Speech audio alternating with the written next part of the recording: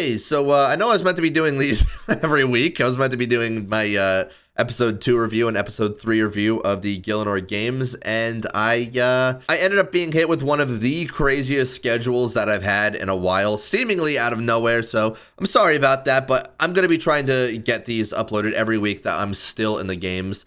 Spoiler at this point, I mean, episode 2 and 3, you should have watched by now, but episode 4, if you've not watched that, go and watch that. I didn't actually end up getting knocked out. Now, I'm going to review episodes 2, 3, and 4. Episodes 2 and 3, honestly, are going to be pretty quick reviews because it's already came and went at this point. Plus, I didn't feel like I really did all that much, but I'll briefly touch upon it. In addition, I also do want to provide a little bit of context moving forward in the season. This is not a spoiler in any which way. Someone I was really close to in my family ended up having health issues around episode 2 of the Gillig games, and it ended up throwing me completely off. Around episode 4, because of this bad news, I ended up starting to suffer from pretty decently bad health issues. Nothing like terrible, but something that was pretty debilitating. So I was just really not having a great time overall for quite a few months, but whatever, we're gonna get into the review now. I just wanted to give you that bit of context going forward because I felt like I was not truly bringing my best performance to the table. Kind of like I said before, I'm gonna just quickly skim through episode 2 and 3. Incredible episodes, by the way. Everything is just so on point, but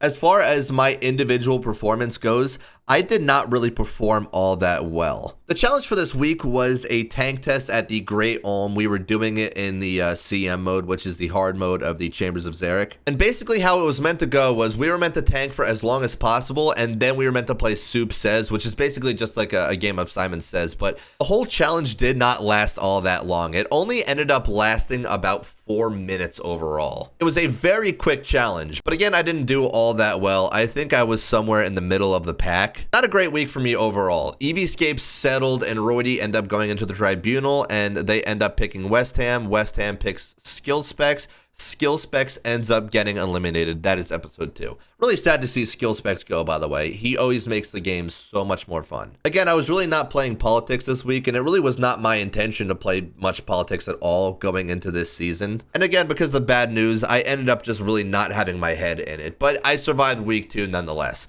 Week 3 was a money-making challenge. Again, this is normally my bag, but I really just did not have all that much of a clear head, but I ended up being on the winning team. As a result of being on the winning team, I can't actually get sent into the banning no matter what this week, so I'm safe. Settled wins this week, Roydy wins this week, and Mr. Mammal actually wins this week too. Again, technically I won too, but these guys were all on my team and they ended up performing the best. So I actually came up with a suggestion. How about we have these 3 in the tribunal? Because technically we could have picked whoever we wanted to send in. I felt like this was the most fair way. On top of that, I'm safe this week, so it didn't really matter all that much to me. Anyway, it ends up being Hootie versus Dino in the banning, and it's an escape room banning. It looked really fun to do. It's one of those things where I kind of wish that I had the chance to do this, but obviously I wouldn't want to be sent into the banning and do it. It just looks fun to do. Anyway, Hootie ends up winning, and Dino is eliminated for the week. That brings us to week 4, the current week. We are playing the most popular Gillig games challenge, Gillig, which is just absolutely my favorite thing to do, probably in the game, to be honest. I really love this game. So if you aren't familiar with how Gillig goes, it's basically just hide and seek on RuneScape, and Soup just gives us one image and then continuously expands out. But based on that image, we have to find where he is in game. This is the first image, and I immediately realized that it's backstory in Falls, and on top of that, I also realized that you need to go and get a rope to get there. So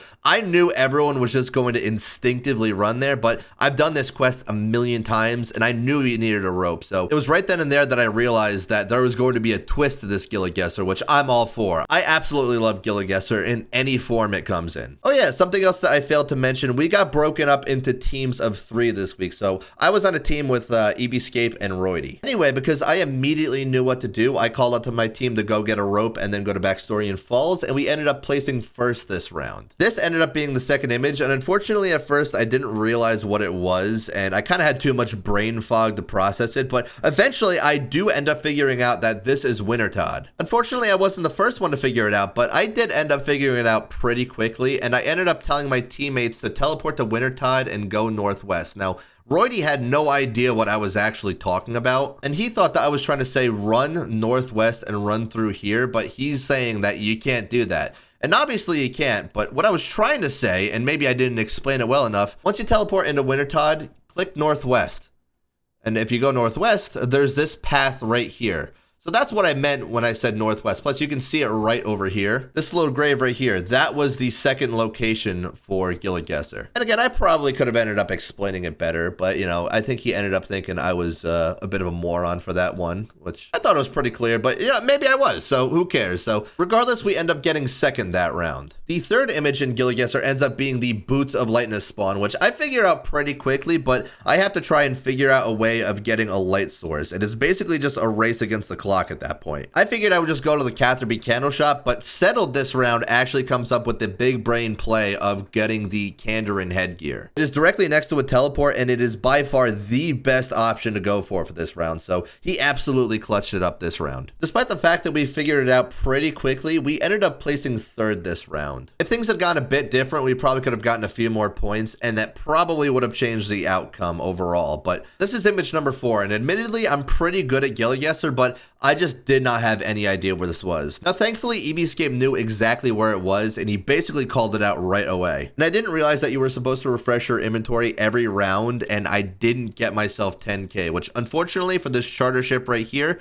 that's how much it actually costs. That ended up screwing me overall. Now, we did end up getting second place for this round, but as you can tell, I did really poorly as a result. If I just had the 10k cash, this whole episode would have gone entirely differently. Here's the fifth and final image in Gillig.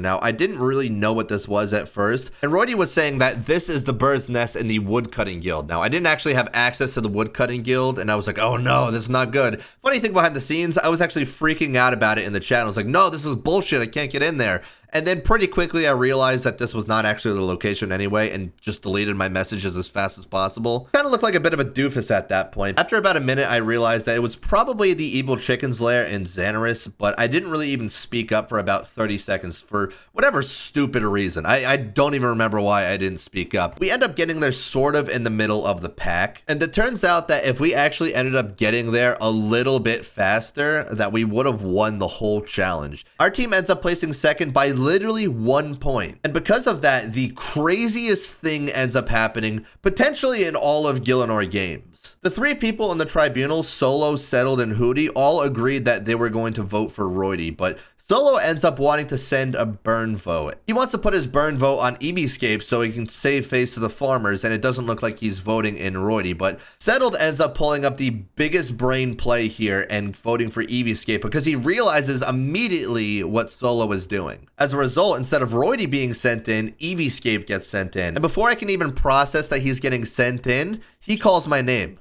Banning. I pick friend. Immediately, just like that. There was no hesitation whatsoever. It literally was that fast. So for the first time since season 2, I end up going into the banning again. It's me versus Eevescape, and we are playing Hoarder, which is something that he actually played and won against Ditterbitter last season for a banning. The way Hoarder works is you basically have to get as many items into your bank as possible. They can be tradable, untradeable, does not matter. As long as it fits in your bank, it counts. I was a bit nerve-wracked going into today's banning, but it didn't really matter because I knew that I had to perform overall. Eevee comes up with a really good idea of going to the charter ships and ends up getting a lot of different items. Meanwhile, it looks like I'm doing pretty poorly overall. Now, here's the thing, Soup edited this so well, and it really looks like during this whole banning that I'm not going to win. I mean, look, halfway through, Eevescape has 9 more items than me. Plus, on top of that, Eevescape came to this shop that I was just at as well and got even more items. Now, the first thing you need to understand about a banning is you're given basically no time whatsoever to prepare, and I realized